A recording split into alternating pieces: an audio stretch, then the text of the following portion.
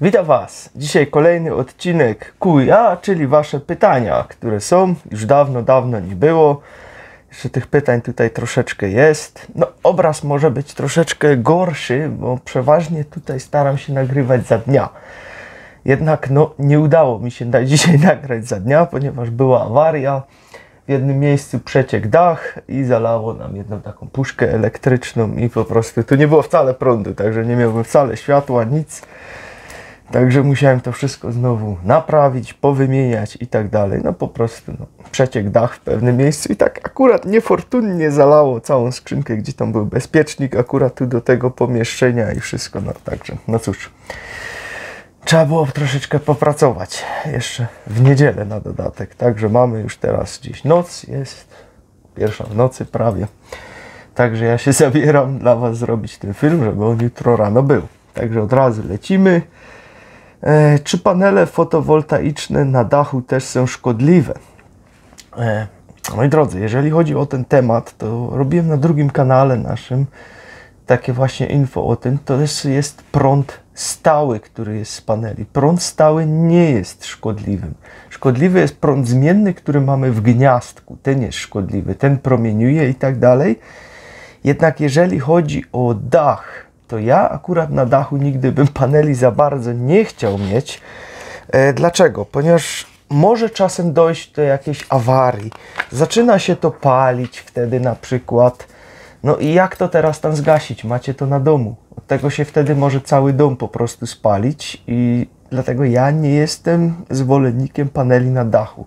Nigdy nie mieliśmy ich na dachu i nigdy nie chciałem ich mieć na dachu. Było to powiązane oczywiście z dodatkowym kosztem, ponieważ trzeba było postawić stelaż, na którym by to stało, ale jednak to jest warte, żeby mi to na dachu nie stało. Bo jak się już coś tam by mogło stać z tym, no to kto to zgasi? Nikt tego nie zgasi, ani nawet domu by nie zaczęli gasić wtedy, no bo jak? On stoi przecież cały czas pod prądem, jak to non-stop będzie tam. Także wtedy nawet straż pożarna przeważnie no nie gasi takich domów i tak dalej, no bo nie mogą tego lać wodą, jak tam po prostu prąd jest ciągle nad tym, dopóki tam słońce na to świeci. Dlatego no po prostu ja wolałem mieć to na stelażu. No i kolejna rzecz też na przykład śnieg w zimie, można go sobie zrzucić i znowu wszystko jest fajnie, a na dachu no to już jak? Trzeba było olbrzymie drabiny, żeby tam wychodzić i to zrzucać, to jest po prostu nie za dobre. Dobrze. Tutaj było pytanie do tego filmu, który robiłem o tym nawozie takim, że popiół z drzewa, na przykład takiego czystego drzewa, który jest spalony, jest też bardzo fajnym nawozem i tutaj ktoś zapytał, czy papier może też być. Nie, moi drodzy, papier nie może być, ponieważ papier ma na sobie przeważnie druk. Czyli po prostu już tam są jakieś substancje chemiczne w tym. Mogą zawierać jakieś kleje, może być jeszcze jakieś inne substancje chemiczne. Na przykład biały papier jest przeważnie bielony chlorem i tak dalej, żeby on był ładnie biały lub innymi substancjami. Kiedyś był chlor do tego używany. Dzisiaj już mogło to pójść troszeczkę dalej, może już mają jakieś inne chemikalia na to. Także kleje, jakieś resztki taśmy mogą być, nie wiadomo co jeszcze, dlatego nie, papier się nie nadaje, żeby go spalić i po prostu później go wkładać gdzieś popiół do ogrodu. Nie, takich rzeczy nie, tego lepiej unikać. Czysty po prostu popiół to jest z drzewa naturalnego, nie jakiegoś malowanego, nie żadnego impregnowanego. Czyste, naturalne drewno, które gdzieś nam tam urosło i jak spalimy bez niczego więcej, to wtedy taki popiół można wykorzystać sobie w ogrodzie, a nie jakieś inne rzeczy. Tutaj jeszcze ktoś pytał, czy jest różnica między liściastym drewnem a iglastym. To też jest do tego filmu o tym nawozie, widzę. Ogólnie nie ma tutaj za bardzo takiej różnicy między liściastym a iglastym. Wiemy, że iglaste drewno ma więcej żywicy w sobie, dużo więcej. Czyli będzie Wam bardziej kopcić przy paleniu, będzie też bardziej komin, tą sadzę taka się będzie osadzać, to jest takie typowe właśnie. Chociaż no, dąb też potrafi troszeczkę sadzy zrobić, jeżeli dębem palimy, bo to już też zauważyłem, że dąb też potrafi zrobić trochę sadzy w kominie. Także on też no, nie jest taki święty, jednak iglaste mają to do tego, że po prostu no, mają więcej tych żywicy, ale różnicy tutaj nie ma. Jedynie czego bym nie używał, to bym nie używał jakichś drzew trujących, jak na przykład cis. Tego bym nie palił, a przynajmniej nie użyłbym tego popiołu z tego cisa, żeby go później w ogródku sobie dać, bo cis jest drzewem no, trującym. Wiadomo, że przez spalenie tam się te substancje i tak dalej no, zmniejszą i tak dalej, i tak dalej. Jednak jeżeli uprawiamy tam jakieś warzywa i tak dalej, to po prostu nie dawałbym jakiegoś drzewa, które jest po prostu no, trujące, tak jak na przykład cis. Także to bym sobie podarował w tym wypadku. Mamy tyle odmian różnych drzew, że warto to pominąć i możemy jakieś inne wziąć.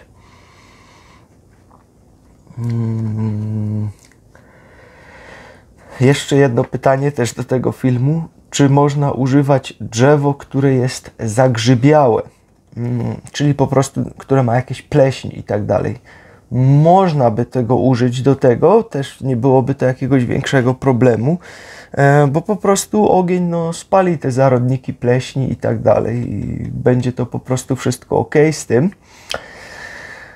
Jednak no, same palenie drewnem, które jest zagrzybiałe, automatycznie wiąże się też z tym, że jest to drewno wilgotne. Nie powinniśmy palić drewnem wilgotnym nigdy. Chyba, żeby się całkowicie wysuszył na proch, jednak takie drewno już jest mało kaloryczne. Jeżeli tam już jest dość sporo tej pleśni na tym, to ta pleśń zaczęła już przerabiać to drewno i to prawdopodobnie wrzucisz do pieca i zrobi tylko i już tego nie ma. Ponieważ to się wtedy bardzo szybko przepala takie coś i chwila, moment i tego po prostu nie ma. Ogólnie samej pleśni nie ma tutaj jakichś większych problemów, no ale samo wniesienie sobie tego do domu już też jest ryzykiem. Ponieważ takie drewno, które jest zapleśniałe, no chyba, że masz piec na dworze, no to wtedy inna bajka, ale kiedy wniesiesz zapleśniałe drewno do domu, pamiętaj, że te zarodniki z tego drewna, one zaczną tam się unosić w powietrzu, bo one się zawsze unoszą. To czuć nawet, jak postawicie sobie taki kawałeczek i tak z daleka przejdziecie, to poczujecie już ten zapach pleśni taki typowy właśnie, który się z tego wydziela. I nie jest to dobre, żeby to wnosić do domu, ponieważ no, pleśnie nie są korzystne dla nas, żeby je wdychać. Są jednym z takich też powodów, że ludzie potrafią chorować i czasami nie wiedzą czemu, bo właśnie gdzieś może być jakaś pleśń w pokoju, czy w mieszkaniu, czy na ścianie, czy gdzieś schowana za tynkiem i ona tam te zarodniki cały czas wypuszcza i tak dalej i później ludzie chorują z tego. Jeżeli takie zarodniki ci się teraz do domu dostaną z takiego drewna, one się osiądą w różnych miejscach. Kiedy przyjdzie moment, że one będą miały fajne warunki, czyli będzie troszeczkę wilgotno, to przeważnie może być w lato taka sytuacja, no to wtedy hulaj dusza i ta grzybnia się zacznie rozrastać niewidocznie, przeważnie niewidocznie, że nie będzie tego widać nawet, ale ona będzie się rozrastać i zarodniki będą lecieć. No i później ktoś nagle może zacząć dostawać jakichś dziwnych chorób i no, lepiej po prostu takich rzeczy unikać. A jak już mamy jakąś pleśń w domu, to najszybciej jak się dają po prostu zlikwidować. Ja takie coś boraksem, bardzo fajnie, robiłem sobie wodę z boraksem i to po prostu spryskiwałem i to fajnie szło. Także nie było tutaj większych problemów, jak miałem gdzieś takie miejsce, bo mieliśmy w jednym miejscu w domu, jak się do nas wchodzi do pokoju, to w tym miejscu ten róg, ponieważ kiedyś tam nie było tej werandy takiej i tam cała woda z dachu, bo nie było też i rynny, spadała na dół i po prostu tam czasami ta wilgoć podciągała nam w ten róg. Chociaż my jeszcze wtedy tam nie mieszkaliśmy. My to tak po prostu kupiliśmy ten dom już z tym i tam właśnie widziałem, że te bale były takie na dole w tym rogu takie nie za bardzo, bo i podłoga była słaba, bo jak się tam w nią tak dziabło, no to od razu się zapadało, także to też trzeba było wymienić, ale te bale wszystkie wtedy właśnie porządnie opryskałem tym boraksem i tak dalej. Można by było jeszcze zrobić nawierty wtedy w takie bale i terpentyny też użyć na przykład. Ona też fajnie działa, też jest taka grzybobójcza i nasączyć takiego bala tą terpentyną, tylko wiadomo, to będzie śmierdzieć przez jakiś czas, bo terpentyna ma ten swój taki zapaszek i to się będzie tam unosić gdzieś po domu, także tu na to wyjścia nie ma. No i tak by to można było zlikwidować ewentualnie. Dobra.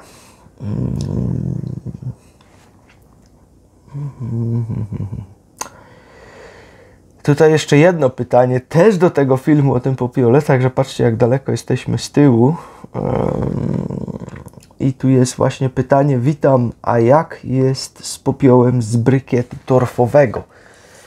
Można by użyć tego popiołu z brykietu torfowego, jednak musimy mieć pewność, że producent brykietu nie dodaje czegoś do środka. Czy nie dodaje jakichś klejów, żeby to się na przykład dobrze trzymało, ponieważ produkcje są przeróżne. Niektórzy potrafią czegoś dodać do środka i to się tyczy też i brykietu drewnianego, z tych takich trocin na przykład. To nie zawsze jest tylko i wyłącznie ścisk maszyny i że to jest, wiecie, ściśnięte i tyle. Czasem coś do tego jest dodawane, żeby to się trzymało i żeby to się później nie rozpadało. Nie zawsze, ale bywa. Dlatego no, trzeba by to porządnie sprawdzić. Dobra. Witam, mam taki nietypowy problem. Jeśli chcę zrobić głodówkę, to niestety nie zawsze jest to możliwe. Od rana jak wstanę, wszystko jest w porządku, ale koło godziny 17 potrafi u mnie wystąpić nagle coś w stylu gorączki. Po prostu czuję kołatanie i zaczynam się niemiłosiernie pocić i bardzo źle się czuję. Niestety, ale jeszcze nie odważyłem się tego przetrwać, tylko coś zjadłem i momentalnie ta gorączka przechodzi. Gorączka oczywiście w cudzysłowie tutaj pan napisał. Nie wiem, jak to rozwiązać. Może następnym razem po prostu leżeć w łóżku, bo i tak nie dam rady ustać i przeczekać ten kryzys i może sam się skończy. Chyba że to kwestia czegoś innego. Obecnie jestem na diecie typowo mięso, ryby, jajka. Od czasu do czasu zjem na przykład ryż lub makaron, warzywa dla odmiany. Moi drodzy, to jest pierwszy objaw hipoglikemii, który tutaj ten pan opisuje. I to często mają ludzie problemy. Bardzo często występuje to przy insulinooporności. I kiedy tutaj mamy właśnie insulinooporność, to o tym kiedyś coś takiego już wam robiłem, taki filmik. I nie jemy przez dłuższy czas nic, tak jak tutaj 17 godzin chyba ten pan napisał. Nie, koło 17, czyli od rana nic nie jadł, koło 17 się mu to zaczyna. Czyli spada po prostu poziom cukru. Teraz przyczyn może być kilka takiego czegoś. Albo pierwsza, że rzeczywiście już jakaś insulinooporność, taka utajona już była, że organizm sobie do końca już nie radzi z tym przetwarzaniem glukozy. Może być bardzo powolny metabolizm, bo są tacy ludzie, którzy mają naprawdę bardzo, bardzo powolny metabolizm i tam po prostu to może do końca nie wychodzić. Z drugiej strony może być też bardzo szybki metabolizm, to jest taki paradoks tutaj troszeczkę, który po prostu chwila, moment przepali swoje rezerwy, ale wątroba nie nadąża przerabiać tłuszczu z powrotem na paliwo. I wtedy zaczyna po prostu troszeczkę tego tutaj brakować. Może być też problem z tarczycą. I tutaj też właśnie przy dłuższym niejedzeniu może występować właśnie już taki problem z tym. Jak to rozwiązać? Ja ten problem też kiedyś miałem. O tym też wam mówiłem. To jeszcze jak przechodziłem sobie na dietę keto, to też mi właśnie coś takiego występowało czasem, że jak już tam gdzieś za długo nie jadłem, to gdzieś sobie poszedłem i nagle właśnie takie skołowanie. Człowiek nie wiedział za bardzo, co się dzieje. Koncentracja całkowicie uciekała. Ręce zimne, spocone. Stopy zimne, spocone. No, przyspieszone bicie serca na przykład występowało jeszcze. I takie uczucie niepokoju. To jest typowa hipoglikemia. I co wtedy robiłem?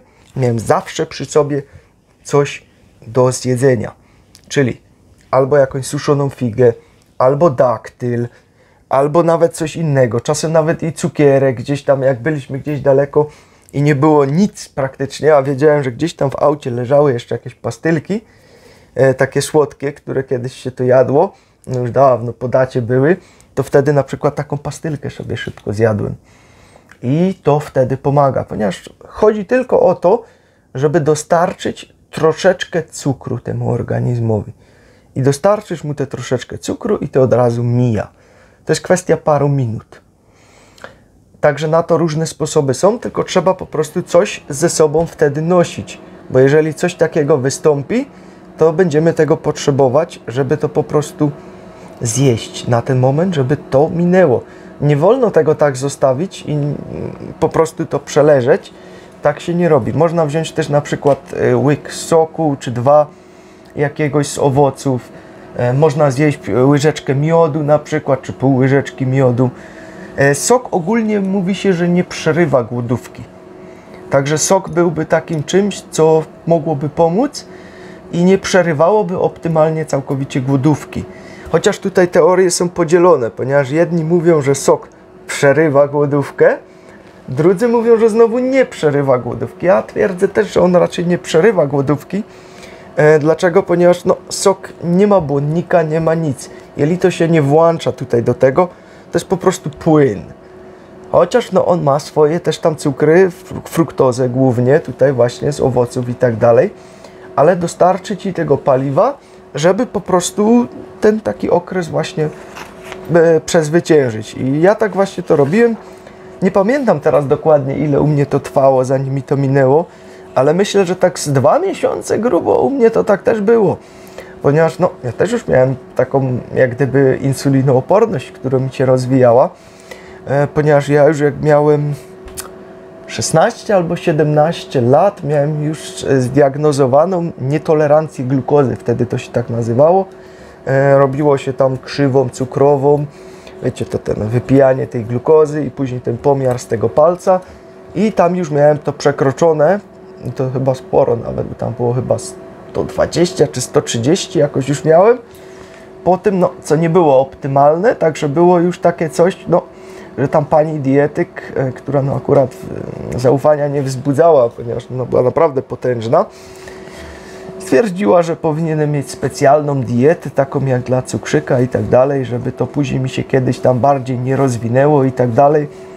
Ja jeszcze tam parę lat pojadłem normalnie, aż w końcu rzeczywiście zdrowie zaczęło się sypać. No i później zaczęliśmy zmieniać właśnie tą dietę. No i po tej zmianie tej diety, szczególnie później jak poszłem w to keto, to rzeczywiście występowały mi takie objawy, że nagle paliwo odcięło i po prostu na nic nie było siły i tak dalej. Trzeba było się szybko ratować, przeważnie suszoną figą, którą sobie zawsze nosiłem ze sobą, taką małą paczuszkę, gdzie były tylko 3 czy 4 figi. W razie czego, gdzieś byłem poza domem, to miałem paliwo, żeby sobie zjeść. Dobrze, zrobimy jeszcze jedno pytanie, bo ten odcinek będzie troszeczkę krótszy, bo nie wyrobię się z czasem, żeby go zrobić dłuższy, także jeszcze jedno lecimy. Po założeniu czegoś ze srebra ono czernieje i w ekspresowym tempie i nie pomaga czyszczeniu. To wygląda, jakby ta czerń weszła w głąb srebra. Tutaj mamy 3 opcje, dlaczego takie srebro czernieje nam. Pierwsza opcja to jest, że może wyciągać jakieś choroby z nas. To mówiłem Wam właśnie kiedyś już w filmie takim o srebrze, który robiłem, dlaczego też ja go tak dużo mam. Jak go nie nosiłem, to zaczynałem chorować. Znaczy tak, może na początku. Najpierw nosiłem, ponieważ to już mam ponad 20 lat srebro na sobie. Później był taki okres, że tutaj się wprowadziliśmy i przestałem nosić chwilowo, może z rok. I w tym momencie rzeczywiście co chwilę się mnie jakieś choroby łapały, gdzie ja cały czas od dziecka byłem chory co 2 tygodnie, gdzieś tak mniej więcej, non-stop. Później to ucichło, jak zacząłem to srebro nosić, był spokój, nie byłem chory. Później nie nosiłem go gdzieś koło roku czasu i już znowu coś się tam zaczynało mi pojawiać co chwilkę. No i później znowu zacząłem nosić.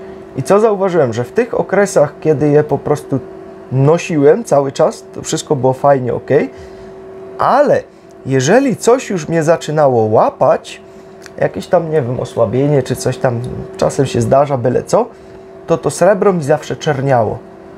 Od razu się robiło takie ciemne. No to idzie później fajnie wyczyścić, wymyć, jest ok, ale ja bym powiedział, że to srebro tutaj wtedy zaczęło coś z mojego organizmu wyciągać, bo to jest już w medycynie ludowej było to znane od dawna, że srebro zawsze pomagało na różne rzeczy. Były kiedyś te takie nie łyżeczki, tylko takie jak gdyby do dziecko to ssało na takim patyczku, zamiast smoczka coś takiego. Nie pamiętam nazwy teraz tego, jak się to nazywało. To było właśnie zrobione ze srebra, po to, żeby dziecko tam sobie te srebro mu tam do organizmu szło i go tam chroniło i tak dalej. Także to było ze srebra robione. Nasze babcie miały łyżeczki srebrne, które się wkładało do mleka, po to, żeby to mleko nie skisło, czyli również chroniło przed bakteriami i tak dalej. Po to się to tam dawało, żeby to mleko nie skisło. Były też i specjalne takie kanki na mleko do kawy srebrne, to już jak ktoś sobie mógł pozwolić wtedy na to w tych czasach, to miał takie coś i tak dalej. Przecież widelce, łyżki, noże, tace u arystokracji zawsze były srebrne. Także no, to jest jedna taka rzecz. Następnie, co by mogło być tutaj jeszcze przyczyną? Przyczyną mogłoby być jeszcze, że ktoś używa siarkę. Jeżeli czasem ktoś używa do kąpieli siarki, czy je siarkę dość dużo, i tutaj mam na myśli tą siarkę taką w suplementach, tylko taką typową siarkę właśnie, która jest w suplementach. Jeżeli w organizmie jest dużo tej siarki, to przez to nam może srebro również czarnieć. I jeszcze inna rzecz, która jest, jeżeli mamy bardzo, ale to bardzo, bardzo mocno zakwaszony organizm, czyli po prostu jemy bardzo dużo chleba, słodyczy, całą górę ciasteczek i tak dalej. Do tego mamy jeszcze bardzo słaby sen i bardzo dużo stresu. To wtedy mamy taki pakiecik, że nasz organizm jest naprawdę super fajnie, mocno zakwaszony. No i wtedy właśnie może się takie coś pojawić, że będzie problem, ponieważ srebro też również reaguje, jeżeli organizm jest zakwaszony, również będzie czarnieć. Także moi drodzy, nie przerobiliśmy dużo pytań, ale one były takie dość troszeczkę obszerne, jeżeli chodzi o odpowiedzi. Także następnym razem polecimy dalej z resztą. Także tyle na dziś. Trzymajcie się. Życzę Wam miłego poniedziałku. Hej!